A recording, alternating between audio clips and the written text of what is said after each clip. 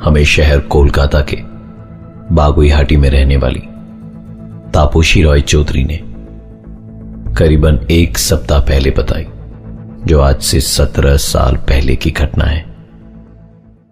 तापोशी के भाई पीयूष के साथ कई सालों तक अजीबो गरीब घटनाएं घटी।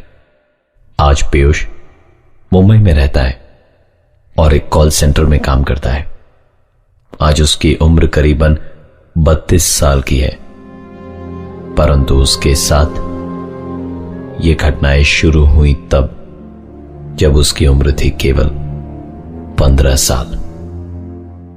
पीयूष के पिताजी का अपना व्यापार था और मां कोमला विद्या मंदिर में एक बंगाली अध्यापक।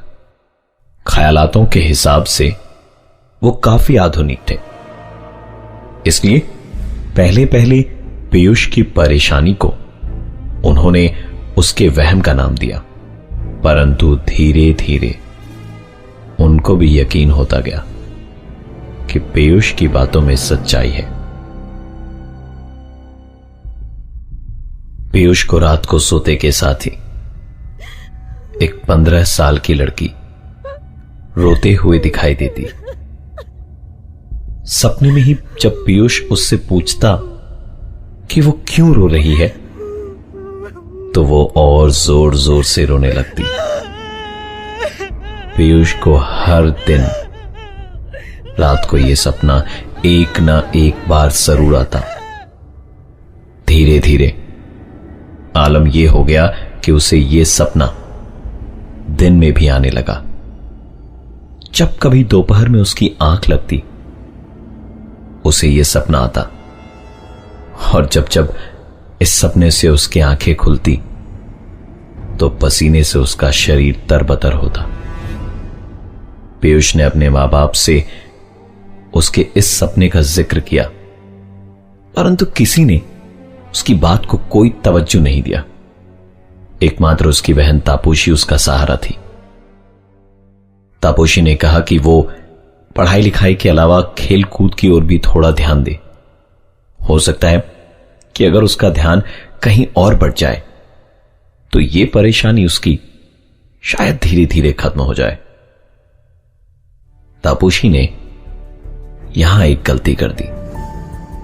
उसकी शायद यह समझ नहीं आया कि उसके भाई पीयूष की परेशानी खुली आंखों के नहीं, बंद आंखों के सामने आती है। वो हर रात अपने भाई पीयूष के बगल में सोती, अर्थात तापोशी, और उसने अधिकतर अपने भाई को रात की तन्हाइयों में रोता हुआ पाया। पूछने पर कारण वही, सपने निकलते। पीयूष की उम्र बढ़ती गई। विद्यालय से अब उसने विश्वविद्यालय यानी कॉलेज तक का सफर पूरा कर लिया था। यह उसके कॉलेज का पहला दिन था जब पहली बार उसने अपने सपने को अपनी आंखों के सामने देखा। कॉलेज के पहले दिन पीयूष के साथ उसकी दीदी भी गई थी उसे कॉलेज तक छोड़ने के लिए। कॉलेज के मेन गेट पर दूर से पीयूष को एक 15 साल की लड़की दिखाई दे रही थी, और जैसे जैसे उसके कदम आगे कॉलेज की मेन गेट की ओर बढ़ते गए, वैसे वैसे उसका सपना उसकी आंखों के सामने आता गया। जिस लड़की को पिछले कई सालों से पीयूष अपने सपने में देख रहा था, वो उसके सामने खड़ी थी। पीयूष ने अपनी बहन तापोशी से कहा, देखो दीदी, ये वही लड़की है जो मेरे सपने में आती है। परंतु अचंभित कर देने वाली बात यही थी कि तापोशी को उस दरवाजे के सामने कोई भी नजर नहीं आ रहा था। उसने अपने भाई को समझाने की कोशिश भी करी, पर वो समझने को तैयार ही नहीं था। उल्टे चीख चीख कर तापोशी को झूठा कह रहा था, क्योंकि वो लड़की उसे साफ साफ नजर आ रही थी। लेकिन पहली बार उसने उस लड़की को रोते हुए नहीं बल्कि मुस्कुराते हुए देखा था। इस घटना के बाद से अक्सर पीयूष को वो लड़की दिन के उजाले में यहां वहां दिखने लगी और आश्चर्यजनक रूप से धीरे धीरे पीयूष पागलपन की ओर खींचा चला जा रहा था। उसके इन हालात में उसकी मुलाकात हुई रीता नाम की एक लड़की के साथ।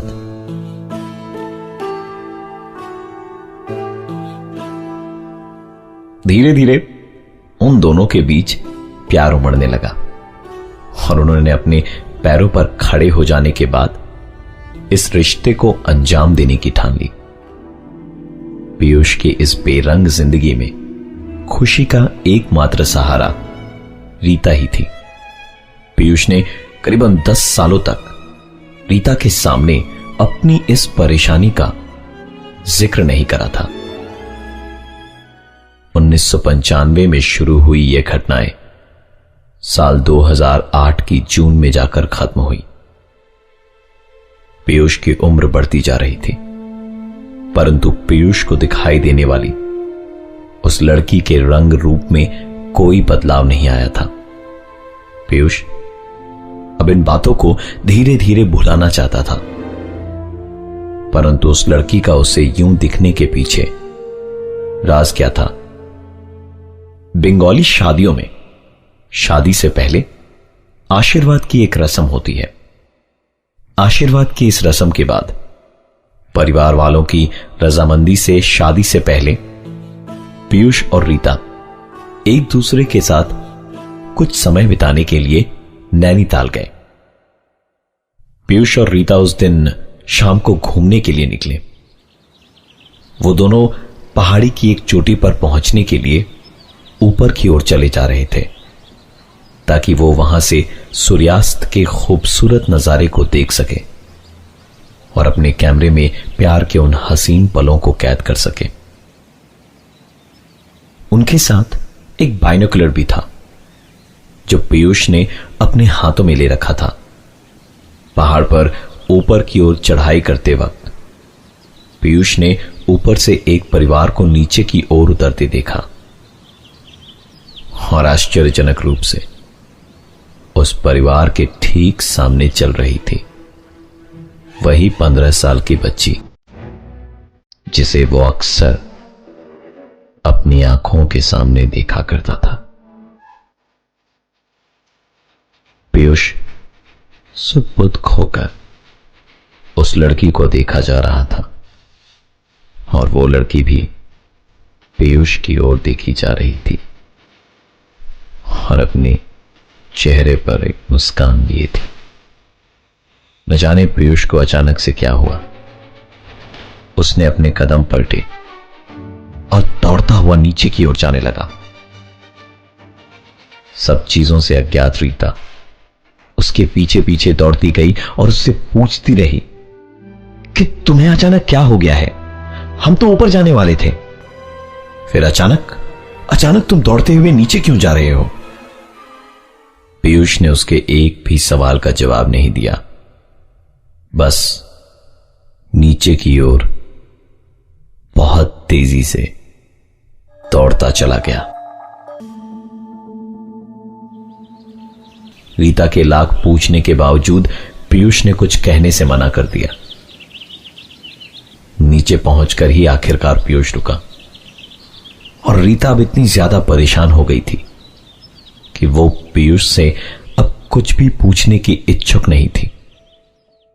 दोनों एक दूसरे के सामने खड़े चुपचाप एक दूसरे को देखते जा रहे थे। तभी रीता ने उससे पूछा कि तुम्हारी प्रॉब्लम क्या है?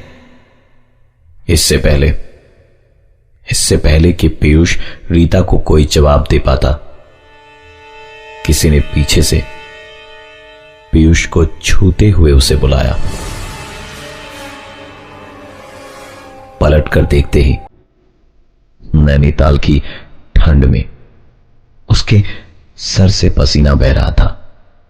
डर से उसके पांव कांप रहे थे। पीयूष उस लड़की पर चिल्लाता हुआ पूछ रहा था, क्यों परेशान कर रहे हो? क्यों मेरे पीछे पीछे आती रहती हो? उसकी सभी बातों को सुनने के बाद उस लड़की ने कहा, अंकल आपका बाइनोकुलर गिर गया था। बाइनोकुलर लेकर पीयूष ने एक बार रीता की तरफ देखा।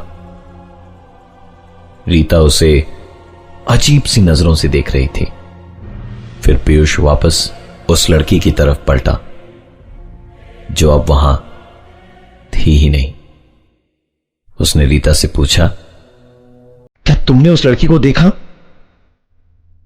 तो रीता उस पर चिल्लाती हुई कहने लगी, तुम क्या पागलों की तरह बात कर रहे हो?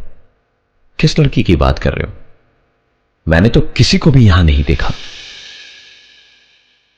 पीयूष को लग रहा था कि रीता उससे झूठ बोल रही है। आज पहली बार पीयूष ने उस लड़की की आवाज भी सुनी थी। उसे यकीन था कि उसने उसी लड़की को देखा जो उसके सपने में आती थी और जो उसे वहां दिखाई देती थी। रीता पीयूष पर बहुत गुस्सा थी। उसे समझाने के लिए पीयूष ने अपनी जिंदगी का सबसे बड़ा राज बताया। रीता को उसकी बातों पर जरा सा भी विश्वास नहीं हो रहा था। उसने पीयूष की बहन तापोशी से बात करी और तब जाकर उसे यकीन आया कि पीयूष सच बोल रहा था। सच जाने के बाद भी दोनों के बीच मनमुटाव बने रहे, क्योंकि यह सच छुपाने के लिए रीता उसे कभी माफ नहीं कर सकती थी। झगड़ते झगड़ते रात काफी हो गई थी और दोनों सोने चले गए। यह रात पीयूष के लिए आखिरी रात थी उसके सपनों के हिसाब से। इस रात पीयूष को एक बार और सपना आया जहां उस लड़की ने उससे कहा कि शायद तुम मुझे नहीं पहचान पा रहे हो। यह बात आज से 40 साल पुरानी है। आपने मेरी और मेरी मां की संपत्ति हड़पने के लिए हमारा खून कर दिया था। पिछले जन्म में आप मेरे पिता थे। आपको देखकर कभी मुझे डर से रोना आता था तो कभी आपकी हालत देखकर हंसी। बस इसके साथ ही उसका यह सपना खत्म हो गया और पीयूष की नींद टूट गई। उस दिन के बाद पीयूष ने दोबारा कभी उस लड़की को अपने सपने में नहीं देखा।